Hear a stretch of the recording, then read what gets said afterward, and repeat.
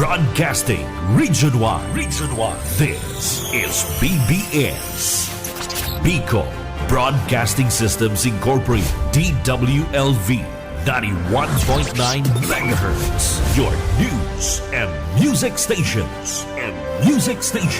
BBS. Basta Bareta. Sigurado.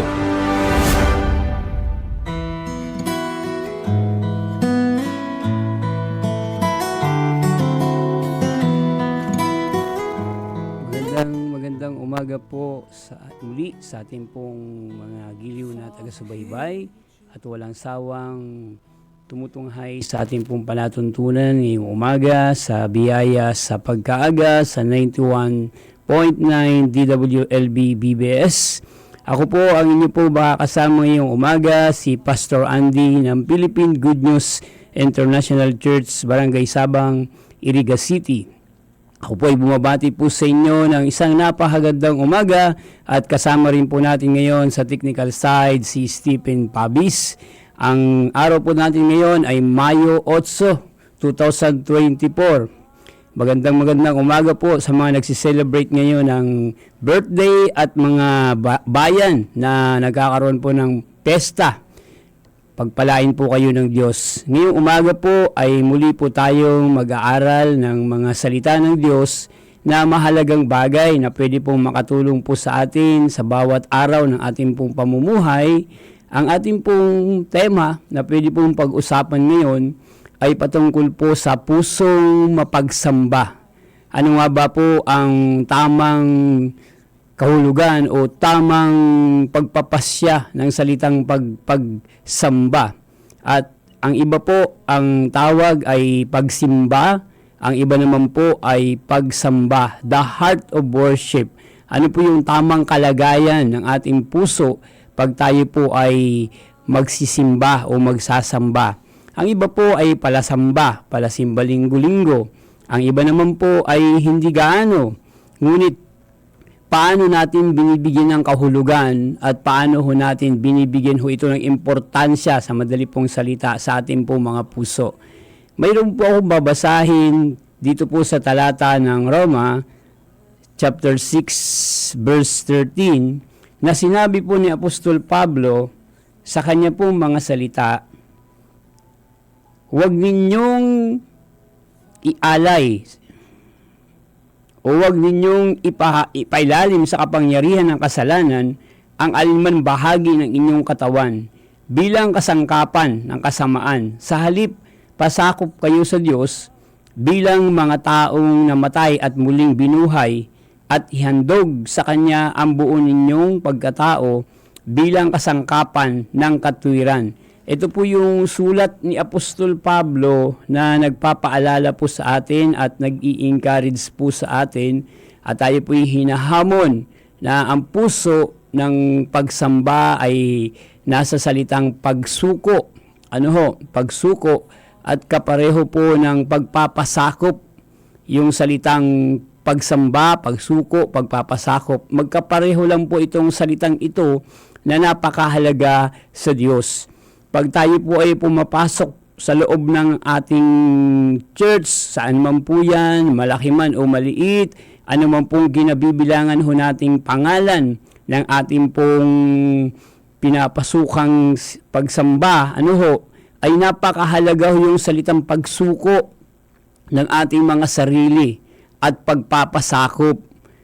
Minsan pumapasok ho tayo sa loob ng iglesia, ang iba ay hindi mapigilan na laging tumingin sa kanilang mga gadget, katulad po ng cellphone, nag-uusap-usap, wala pong focus ang kanilang mga isipan sa taong naghahayag o nagsasalita o nagsesermon o nagbibigay ng mensahe.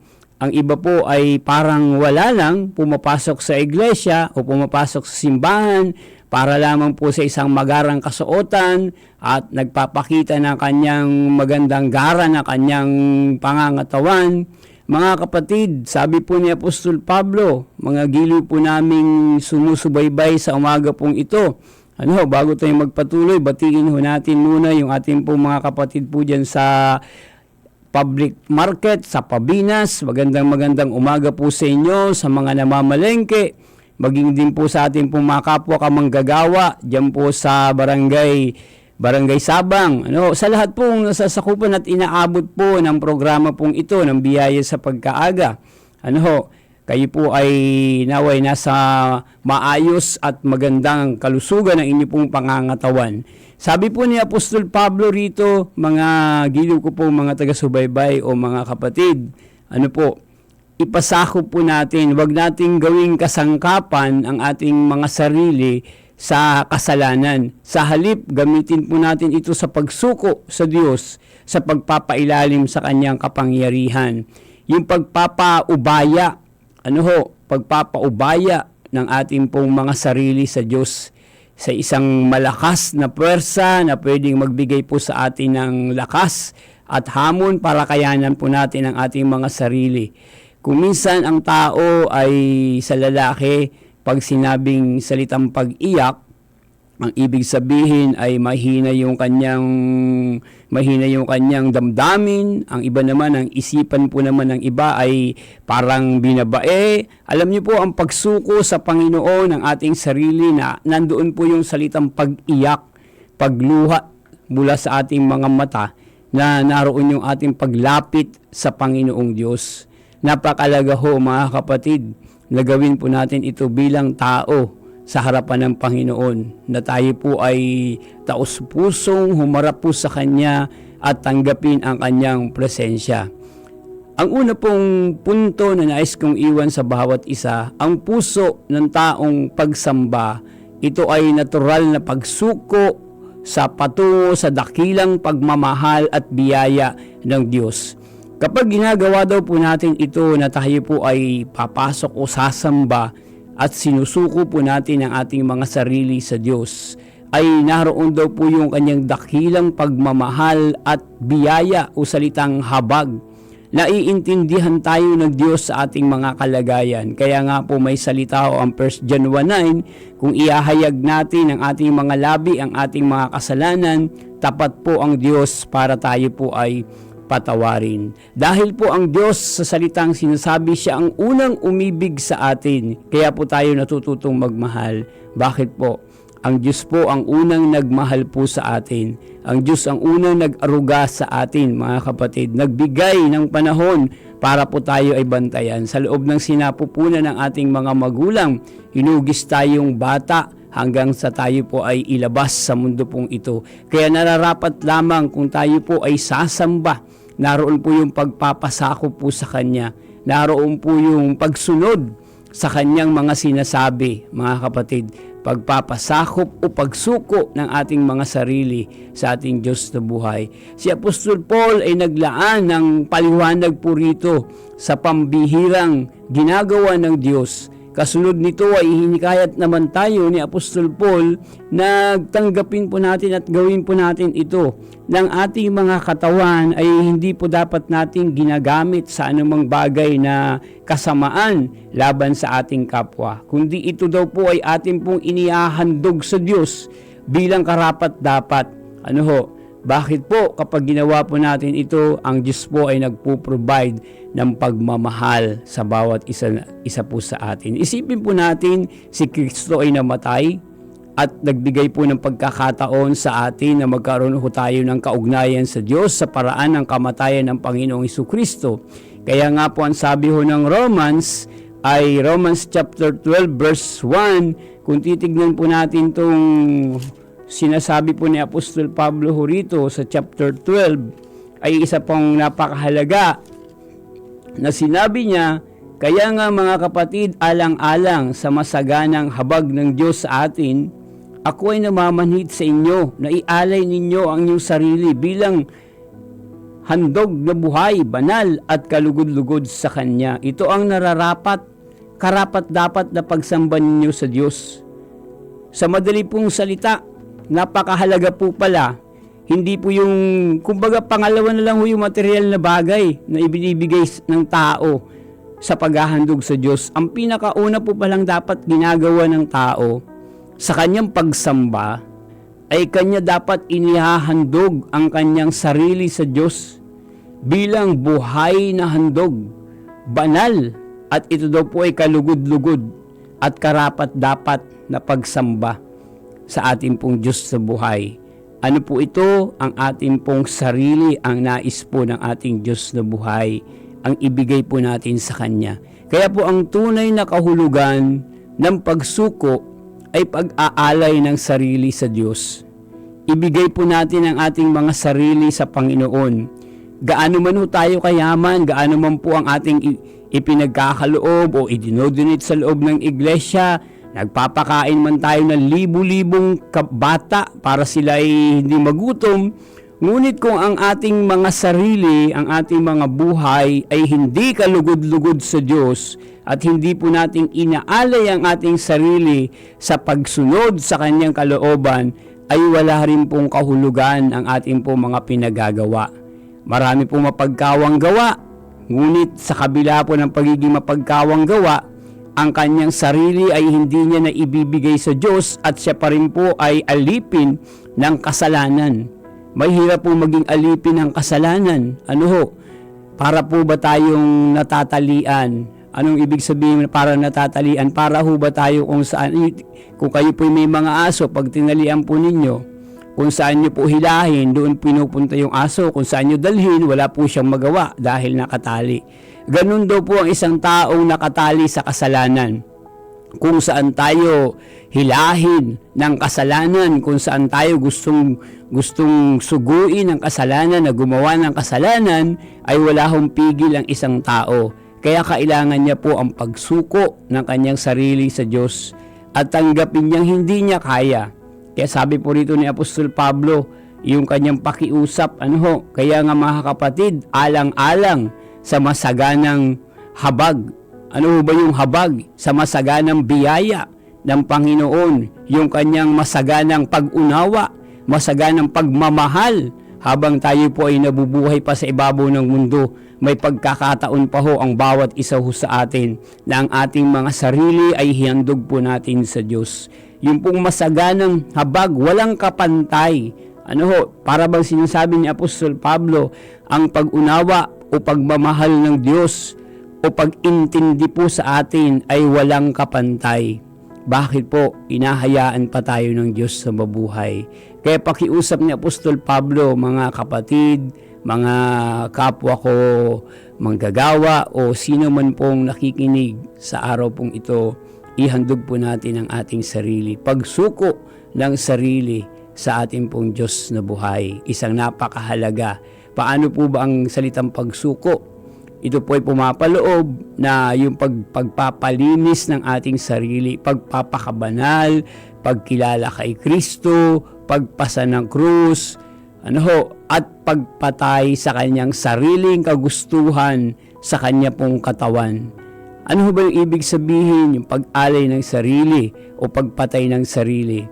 Yung pong mga bagay na hindi nararapat, yung mga bagay na kasalanan, ay hindi po dapat nagagawa na ng isang tao. Kaya nga sabi ni Apostol Pablo po rito sa ating talatang binasa, huwag nating hayaan ang ating mga katawan maging kasangkapan. Sabi niya, huwag hayaan na ito'y maging isang kasangkapan ng kasalanan, kundi ang ating pong mga katawan ay pasakop tayo sa Diyos bilang mga taong namatay at muling binuhay ng Panginoong Diyos. Ito po'y kanyang salita. Bagamat po itong talatang ito ay nakapokus sa mga mananampalatayang Kristiyano, kahit po sa mga taong hindi pa ho gaano nakakilala, ay pagpukaw sa kanilang mga puso at damdamin na makita ho natin ang ating pong mga sarili po pala, ang ating pong mga ginagawa ay hindi naaayon sa Diyos. At sa takdang panahon, ito po ay may parusang nakaangkat sapagkat sabi ng salita ng Diyos, ang tao po ay minsan lamang nabuhay o pag siya'y nawala ay may paghuhukom siyang pagdaraanan. Kaya mas maganda ho ang ating sarili ay supilin, sa madaling salita. Matuto tayong supilin ho ito para maging kapakinabangan. Sa iba't ibang kaparaanan, ang pinakamahalagang gawin ng tao ay sundin ang nais po ng Diyos. Ang pagsuko ay may kakayanan kapag ang Diyos ay kumilos sa buhay po natin, mga kapatid. Sabi po ng Bible, I am the Lord, your servant, I am willing to accept whatever you want. Sabi ng Luke chapter 1 verse 38, yung pag-alis sa pinakamataas na punto ng sarili at tanggapin ang Diyos bilang Diyos ng kanyang buhay at kailanman ay hindi niya itakwil ang kanyang pagiging isang masunuring anak ng Diyos. Napakahalaga po ito, mga kapatid, sabi po ng Bible. Sabi ni Peter, sinabi po ni Pedro, kailangan po nating isurrender yung ating sarili. Surrender yourself to the Lord. Napakahalaga. Ang pagsuko o pagpasakop sa Diyos ay may mga bagay pong pwedeng makuha ang isang tao. Pwedeng maranasan. Nandyan ho yung katahimikan ng isip na hindi kayang dugtungan o di kayang ibigay ng sanlibutan ito. Gaano man ho tayo kakayaman, bumili man ho tayo ng mga bagay na makapagpapasaya sa atin, iba pa rin po yung nagbibigay ng tunay na katahimikan ng ating isip. Wala pong iba ang Diyos. Kapag ginawa po ito ng isang tao, mayroon po siyang kalayaan. Ano ho yung kalayaan? Mayroon na hong tunay na nagmamay-ari ng kanyang buhay. Wala na siya sa tanikala, sa madaling salita. Wala na sa tanikala ng pagkakagapos o pagkakalagay ng kadena sa kanyang liig. Nagkakaroon siya ng kalayaan pag siya po ay sumusuko sa ating Panginoong Diyos. Ano ang pinakamagandang ginagawa ng isang tao kapag lumalapit ka sa Diyos kung hindi ka marunong umiyak bilang tao? Sa Diyos po ay umiyak ka at nakapagpapagaan ng damdamin.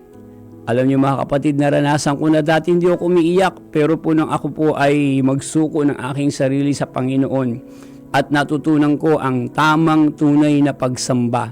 Ano ba yung tamang tunay na pagsamba? Yung pong pagpapasakop sa Diyos ng kanyang sarili.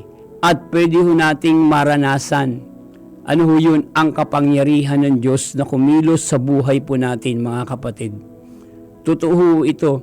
Kapag tayo po ay nagpapasakop sa Panginoon at tayo po ay namumuhay ayon po sa kanyang biyaya, ay maaari ho tayong makaranas ng kanyang kapangyarihan, ng kanyang dakilang kamay.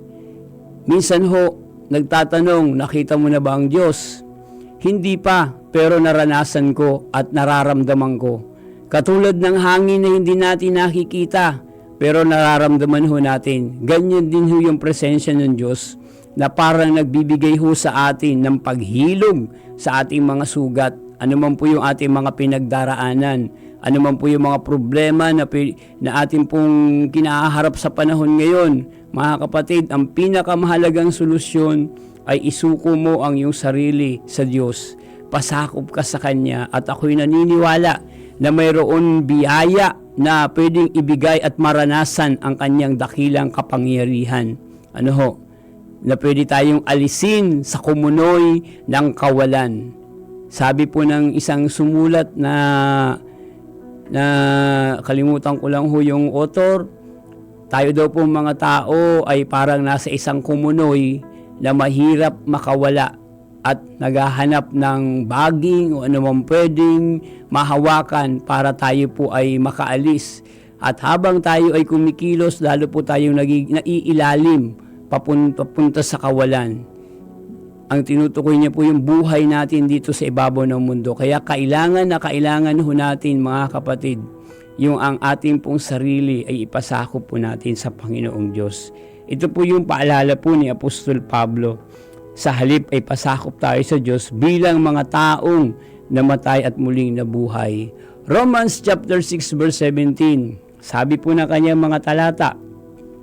Ito pa rin po ay sulat ni Apostol Pablo. Basahin ko po sa inyo, mga kapatid. Sabi po rito sa verse 17, ito po yung kanyang pagkasulat. Kaya hindi na ako ang may ginagawa ninyo, kundi ang kasalanan na nanahan sa akin. Sabi niya, kaya't hindi na ako ang may kagagawan niyaon, kundi yung pong punto po ni Apostol Pablo, kapag nakakagawa siya ng pagkakamali, hindi na daw siya yung kanyang gumagawa, kundi yung kalooban ng yung kanyang kasalanan, kasi sinusuko niya sa Panginoon. Pangalawa na pwede nating makuha rito, karagdagan po doon sa katahimikan ng isip, kalayaan, karanasan na maranasan ng kapangyarihan ng Diyos, ay nagkakaroon tayo ng lakas. Ano yung lakas? Sabi po ng Philippians, yung dahil sa kaloob ni Kristo, nagkakaroon po tayo ng lakas sa ating pong mga sarili, kalooban, na paglalabanan natin ang anuman mga klaseng hamon ng buhay. Bakit po? Dahil po mayroon pong binibigay ang Diyos na parang kakaibang lakas para mapaglampasan mo ang anumang hamon ng buhay. Example po, kumisan po pag may mga pagkakataon na aksidente o sunog, may mga biglaan na yung mga mabibigat na bagay ay bigla mong napapasan palabas ng bahay. Naranasan nyo na ho ba na minsan ay may mga pagkakataon na nangyayari sa atin, example natin, sunog sa loob ng bahay, yung rep, nabubuhat mo mag-isa.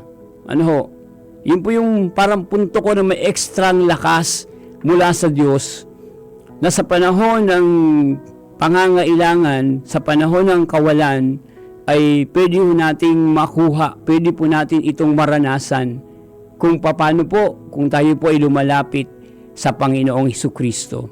Bakit po? Wala pong imposible po sa Kanya, mga kapatid.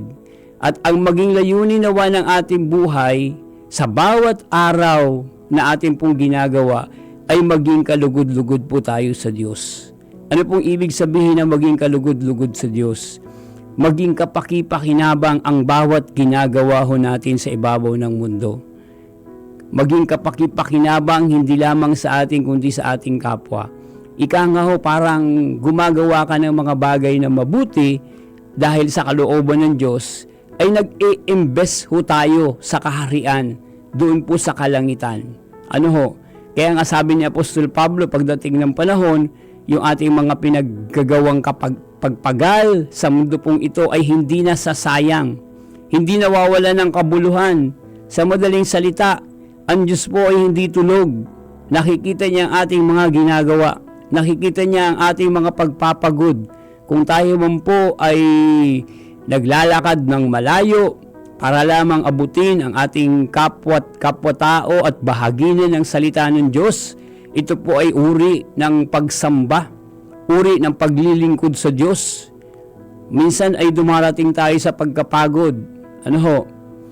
Pero ang pinakamaganda ay wag tayong huminto. Wag tayong mag-quit. Sapagkat itong bagay na ito, para tayo nag-i-invest sa Panginoon. At pagdating ng panahon, kayo rin po ang kukuha ng mga biyayang ito.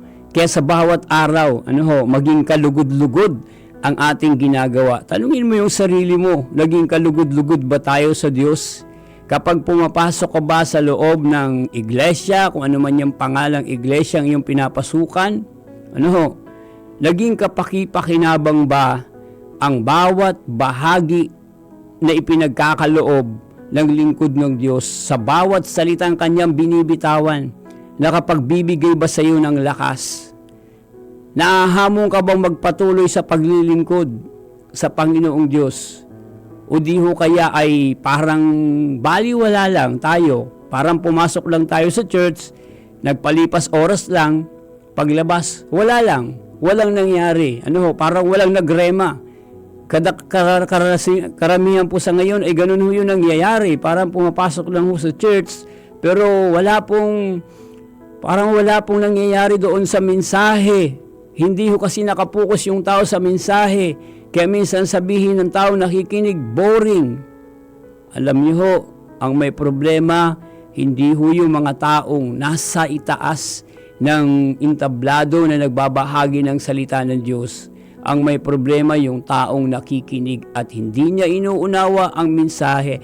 Ang tunay na pagsamba at sumasamba sa Diyos, pinakikinggan niya ang bawat mensahe na ipinahayag ng Diyos sa taong kanyang lingkod. Ito po ay mensahe sa bawat nakikinig. At doon po ay tinutuwid ang buhay ng isang tao araw-araw. Kailangan ho nating lumakad daily na may kaluwalhatian sa Panginoon. Sinabi po ni Kristo, dito po sa aking pagtatapos, if people wants to follow me, sabi niya, they must be give up their things they want. They must be willing to give up their lives daily and follow me, sabi niya. Kailangan daw po, sabi ng Matthew chapter 9 verse 23, kung tayo po ay susunod sa Panginoon, kailangan po nating alisin yung mga bagay na naaangkop sa ating sarili na hindi karapat-dapat. Willing ho tayo dapat alisin ho ito at sumunod tayo sa Panginoon. Sapagkat sabi po na kanyang talata, dito po sa Romans o Matthew chapter 6 verse 25 o 20 sa mga sumusunod, walang makapaglilingkod ng sabay sa Diyos o sa dalawang Panginoon sapagkat hahamakin niya ang isa at iibigin ang isa. Ngayon, sino ang iniibig mo? Ang Diyos o ang sarili mo? Kung ang iniibig mo ang iyong sarili, ang Diyos mo ay ang iyong sarili. Mahalin mo ang Diyos at mamahalin ka rin niya. Paglingkuran mo ang Diyos at paglilingkuran ka rin niya. Bibiyayaan ka niya ng walang hanggang biyaya na hindi mo pa nararanasan sa buhay mo. Magandang umaga po. Tayo po ay manalangin sa ating Diyos na buhay. Panginoon, maraming salamat po sa mga pagkakataong ibinibigay mo. Maraming salamat po sa araw-araw na kami isinasamahan mo at iniingatan. Lawa po ang aming mga puso ay turuan nyo na kami matutong sumamba ng naayon sa inyong kalooban. Pagpalain niyo po kami sa umaga pong ito. Tulungan niyo kami na ilayo sa anumang klaseng kasalanan, kapahamakan. Huwag mong ipaindulot, Panginoon, kundi ilapit mo kami sa inyong biyaya. Purihin ka. In Jesus' name we pray. Amen. Sa muli po, natapos na po yung ating kalahating oras. Magandang umaga po sa inyo. At susunod na po ang susunod na programa ni John Bernas Kakampi Network. Ito po inyong kasama, si Pastor Andy. Salamat po.